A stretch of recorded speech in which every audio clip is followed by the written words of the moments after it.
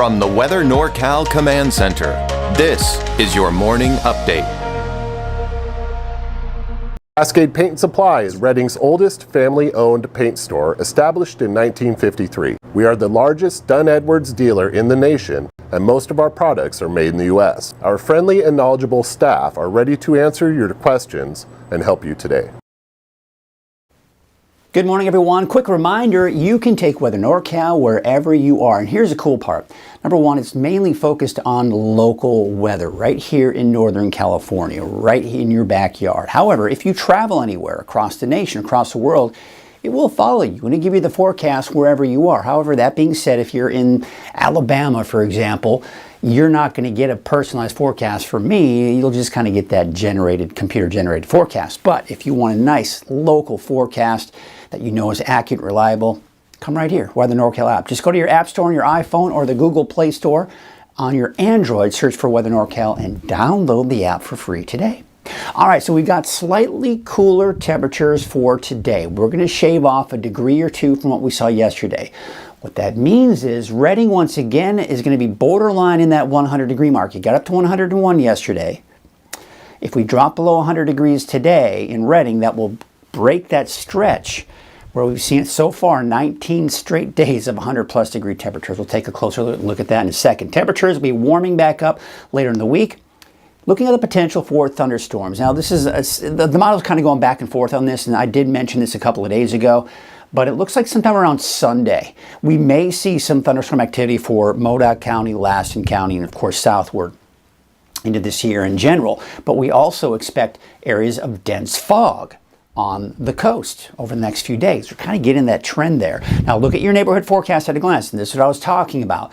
I think we're going to, barely reach 100, if at all, for many of us in the valley. We'll call it mainly in the mid to upper 90s there. Now, for Trinity County, mid 90s, low 60s for the coast, and looks like low 90s for Siskiyou, Modoc County, and the eastern mountains. And the thunderstorms we've seen the last few days, that's become a thing of the past. All right, if you're getting out the door, you just need a quick forecast. Here it is for you. Temperatures mid to upper 90s, as I mentioned, in the valley. And we've got those 80s and 90s for the higher elevations, low 60s. Out along the coast. Here is a quick look at your 7-day outlook before we get into the more deep dive forecast. And there you can see those temperatures, they're creeping upward. Look at that. We could be talking about 110 degrees again for parts of the valley by early next week. Oh, and here's the coast, temperatures mid-60s inland. We've got temperatures in the 90s, even some triple digits returning by next week. And of course, for Trinity County, it's getting pretty hot out there as well. Now, looking at Mount Shasta, Alturas, and Susanville. Now, notice for Alturas and Susanville, I've included that chance for an isolated thunderstorm. Nothing set in stone just yet, but it's also getting warmer pretty much in the higher elevations. All right, that is a look at your forecast. If you needed just kind of a quick look, now we're going to go on the deeper dive, and we're going to start with the fires. Now, the Shelley fire, one thing I want to remind you, as I'm recording this update, many times, an hour or two after this update, we get updates on the acreage and the containment. But this is what it is as of about between 5 and 6 o'clock this morning with the Shelley fire. 15,317 acres at 8% containment. So we're seeing better containment when it comes to this fire. Now, again, this is something I've been wanting to try to do, is to kind of give you some better perspective from our friends out in Etna, Cheeseville, Greenview, Fort Jones, for example, in Scott Valley, to kind of give you that aerial perspective looking out at the fire perimeter here. And then we start taking a look at some of the distances. So there's a look at Fort Jones. Fort Jones, obviously a bit more of a distance away from the fire than places like Etna and Greenview, for example. But there you can see, I mean, we're up over that ridge. Now there's another little ridge right here that is kind of get up and over before it hits to Etna. But right now, based on the latest fire perimeter, again, as of about 5, 6 o'clock this morning, you're looking at 2.8 miles from Etna. So again, it continues to just inch its way closer to places like Etna. And not to mention out towards Greenview. Greenview, we're at about 3.1 miles from the perimeter here. And there is a chance that it may have grown even since we're looking at this actual fire perimeter here. Let's zoom it out a little bit closer and zoom it out, that is, a little bit more. Take a look at how far it is from Fort Jones.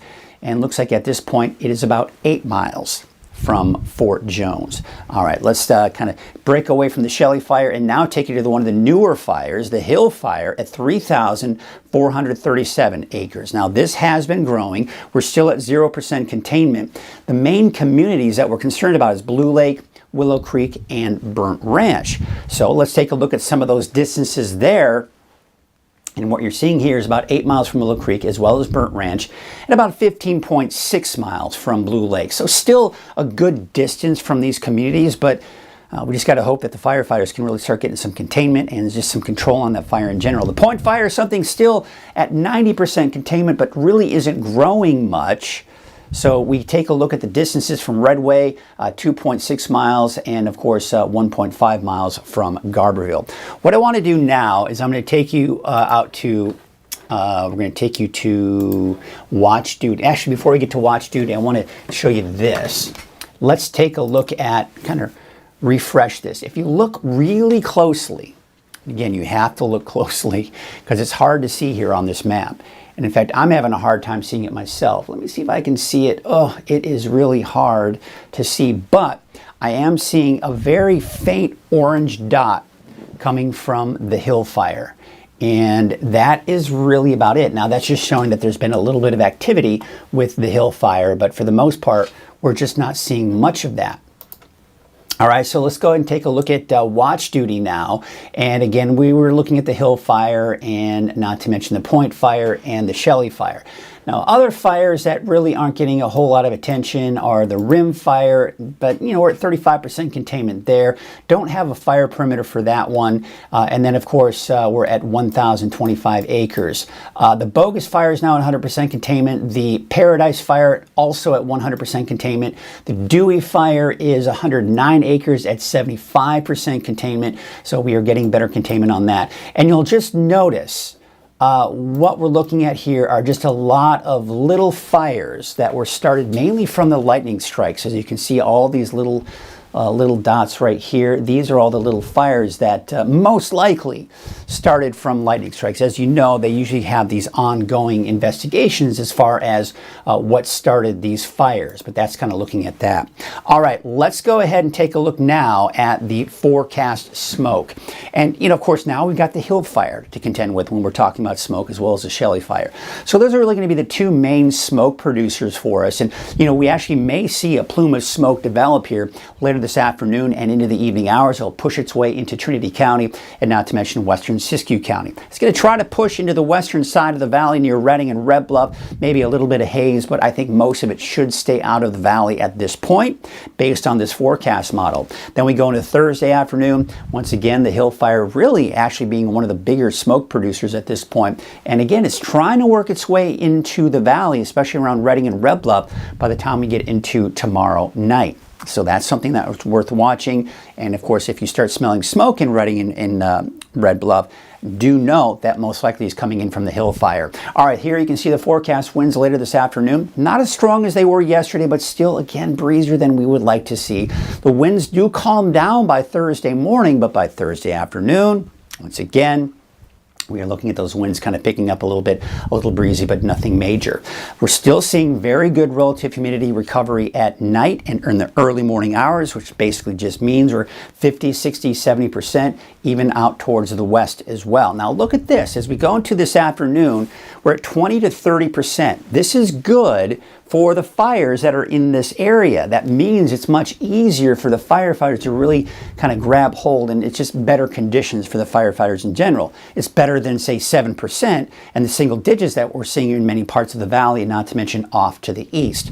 So where the bigger fires are is where we have better humidity, and that's great to see. Now, as we go into Thursday afternoon, it looks like it may be just a tad drier tomorrow, but still about 20 to close to 25% there, and then still in those single digits once again for the valley. All right, so here's your fire weather risk. You'll notice today that we're just barely getting in that orange, which is in the moderate to high range here for the valley. We're in that moderate range for many of the northern and eastern mountains, and in that low to moderate range for Trinity Trinity County, western Siskiyou County.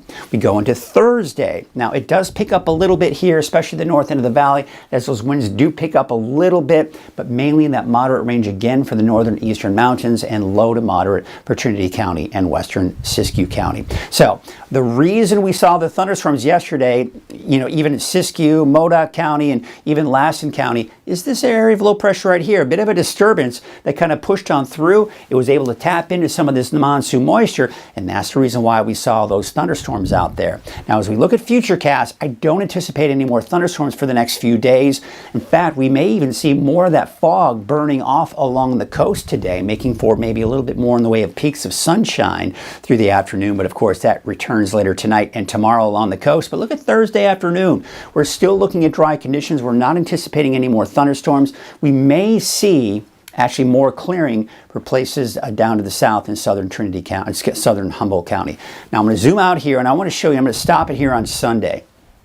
Because what we're looking at here, you see this, of course, the area of high pressure, monsoon moisture, the flow around that high could bring in some of that monsoon moisture by the end of this upcoming weekend, which means a slight chance for thunderstorms for places like Modoc County and Lassen County. But the thing is, again, it really is very sensitive to the positioning of this area of high pressure. Because if this area of high pressure shifts a little bit to the east, then as a result, we lose that monsoon moisture flow and we don't see the thunderstorms popping up. So this could trend into Monday, Tuesday of next week with that potential for thunderstorms here because it is really close. And the forecast models going out this far aren't going to be able to predict exactly where that flow is going to be. So, there is that potential that we could see some of that monsoon moisture even into early next week. Now, it is heating up again. We've got another heat wave we're going to be kind of going into as we get toward the end of the week and this upcoming weekend. There you can see as we go into Friday, Saturday, that ridge of high pressure. See how it's building and it's expanding off to the west here. That means temperatures are going to increase. Now, this is going to stick around. Even though, see what's happening? You see how it's kind of pushing itself down to the south a little bit here. That doesn't mean it's going to cool off a whole lot. In fact, we're probably going to see temperatures get a little bit warmer going into Monday and even Tuesday of next week. Now, the thing is, this area of low pressure right here, yes, it's going to kind of push off to the east, and it's going to help to kind of push and squash that ridge of high pressure, break it down a little bit. Unfortunately, it's not going to get as cool as we would like. It's still going to be very hot going into next week, but I do expect a dip in our temperatures by the time we get the middle and latter part of next week. All right, let's talk about that heat and the 100 plus degree counter for Redding. Yes, we're counting the days of how many days we've seen consecutively in a row of 100 plus degree temperatures. Now, the record was set in 1978, 26 days. So far this year, including yesterday, we're at 19 days. Redding did see a high of 101 degrees yesterday. So we take a look at the calendars, right, when it all started, which was June. We're looking at June calendar here, which was, look at that. Remember in June when it was 88 degrees on that weekend, 87, 85, right? Ah, very nice. But no, then of course the heat kicked in and it stayed around. But 100 plus by June 28th, that continued in the 29th and 30th. Now, all this month so far, Redding has been at 100 degrees or higher, including yesterday, putting us at 19 consecutive days of 100 plus degree temperatures since June 28th. Could that trend continue? There's a slight possibility. If Redding, now I forecasted a high of 100 yesterday. The high was 101. I'm forecasting a high of 99 today. Could we get up to 100? It's not out of the question. We'll see. If we get to 100 degrees today, we're going to be tacking on another 10 days of 100 plus degree temperatures to that. So that would mean 29 days, probably 30 days, a month where we've been 100 degrees or higher. If we get up to 100 degrees today, we'll see. But we may break that stretch, and then at that point, we're not getting anywhere near that 26 days of consecutive weather, which is the record. All right, we take a look at the wave heights as we take you into today and tomorrow. they're actually lowering as we go into your Thursday. So that certainly is good news if you need to be on a small boat. But the bad news is you are still dealing with some of that patchy, dense fog out there. Southwest winds at about 5 knots though. So again, those winds not that strong. Here's a look at your Trinity County neighborhood forecast. Your temperatures should be in the mid to upper 90s today. So we really should stay below 100 degrees, but we're back up to about 100 degrees by the end of the week, this upcoming weekend, and of course warmer than that going into early next week. For the coast, yeah, mid 60s give or take. No big changes there. You've got mostly cloudy skies, especially in the morning hours where we see that fog, but it should burn off in many areas, partially in some areas. 65 degrees for Smith River, 68 degrees for Oric, 89 degrees out in Hoopa. Temperatures warming up really across the board with the exception of the coast. I mean, we're up to about 100 degrees here, even for Mount Shasta City by the time we get into Monday of next week. Your Modoc County neighborhood forecast, there is that chance for showers and thunderstorms I was talking about on Sunday. If we can get that monsoon moisture flow to come on in. The rain is nice, but then of course that does elevate that fire risk because of dry lightning potential. That's also the case for Susanville, the Eastern Mountains in general. Could be looking at that chance for thunderstorms on Sunday. 94 for Orland. Temperatures increasing. Even Chico is going to be approaching that 110 degree mark by early next week. 98 for Anderson, 94 degrees for Whiskeytown, 96 in Lakehead. And again, those temperatures increasing. So let's take a look at your 7-day outlook for Redding. And you've got 104 for tomorrow. See how temperatures are kind of creeping up. 107 for Friday, Saturday, and about 110 degrees by the time you get into Monday, Tuesday of next week. Cottonwood Small Animal Clinic is one of the only clinics in the area that can see your pet same day and for evening emergencies. We're always striving to improve the care that we give to your pets. Here at Cottonwood Veterinary Clinic, we have 10 brilliant doctors here to provide your pet with amazing collaborative care. From not only your dog to your cat, but also your gecko, your horses, your goats, and your cows.